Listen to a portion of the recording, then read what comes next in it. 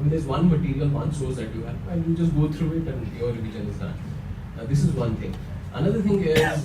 current affairs. I'm sure all of you would be reading newspaper. Newspaper is absolutely the key. आप daily newspaper पर make your own notes also if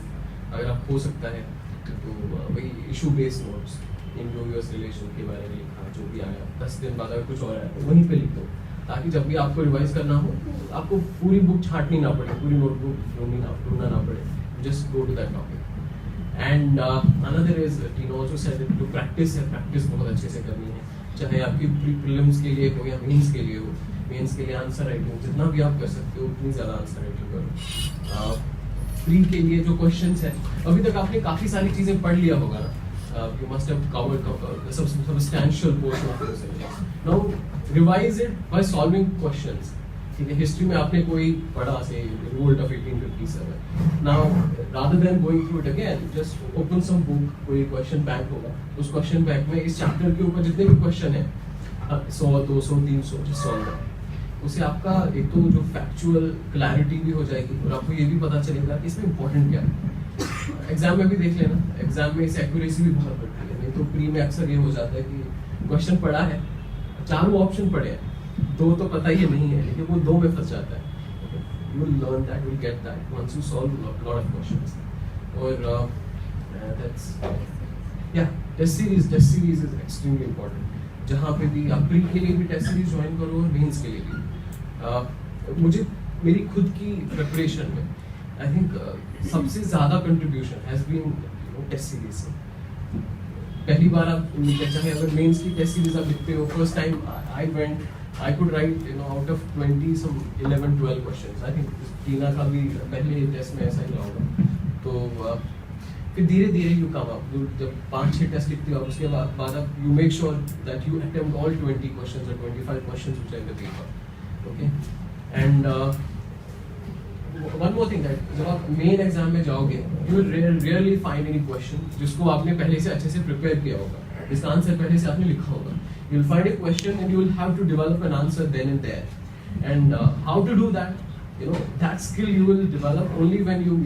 have been attempting your test earlier so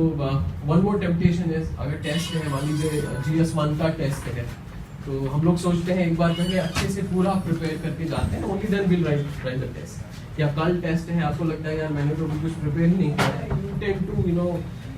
छोड़ देते हैं don't do that even if your preparation is 10% खाली 10% ही आपने पढ़ा है still go and write that paper okay कुछ भी जितना भी आपको आता है उतना करके आ जाओ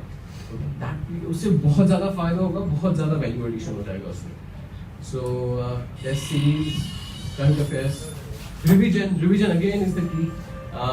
वही आपको इतना सारा information है इतने सारे resources हैं okay उसमें खोना नहीं है is the sea of information just see what is important to you okay? और उसके बाद जो आपने नोट्स बनाए हैं क्लास में जो पढ़ा है उसको भी रिवाइज कर लो रिवीजन बहुत ज़्यादा ज़रूरी है बहुत ज़्यादा ज़रूरी है एग्जाम में आपको you have to write 20-25 questions आपके पास टाइम बहुत कम होता है सोचने तक का टाइम ही नहीं आता है यू गेट स्टक यार क्या था इसमें okay? उसकी वही चीज़ आपके पास आ जाती है विच इज़ रेडीली अवेलेबल आपके दिमाग में एकदम फ्रेश जो ये रहता है वो तभी आता है जब आपने रिवीजन बहुत अच्छे से किया होगा बाकी it's not a difficult examination कोई भी चीज़ एकदम वैसी नहीं है जिसमें कुछ रिसर्च या रॉकेट साइंस जैसा नहीं है बट सिलेबस बहुत लेंथी है ओके सो आपको ज़्यादा लॉन्ग आवर्स ऑफ स्टडीज आपको ज़्यादा टाइम देना पड़ता है सो दैट्स इट वो तो है ही कंपटीशन है if you wouldn't study somebody else would है ना हर साल 4-5 लाख लोग प्री देते हैं अगर मैं पढ़ाई नहीं करूंगा तो 5 लाख में से कोई ना कोई होगा तो मेरे बदले पढ़ाई करेगा and he will be there it's as simple as that okay so be realistic at the same time don't lose hope और बी पॉजिटिव और जितना दम लगा सकते हो उतना लगाओ there should be no regrets कल को कि यार अगर थोड़ी और मेहनत की होती कल को नहीं भी हो सिलेक्शन बट कम से कम ये अंदर से वो रिग्रेट नहीं होना चाहिए यार मेहनत नहीं की ओके ये नहीं होना चाहिए नहीं हुआ कोई बात नहीं will do something else there are more better ways to work काफ़ी अच्छी चीज़ें हैं जहाँ पे और काम कर सकते हैं बट ये कम से कम ये गिला ये शिकवा नहीं है ओके बाकी बेस्ट ऑफ लक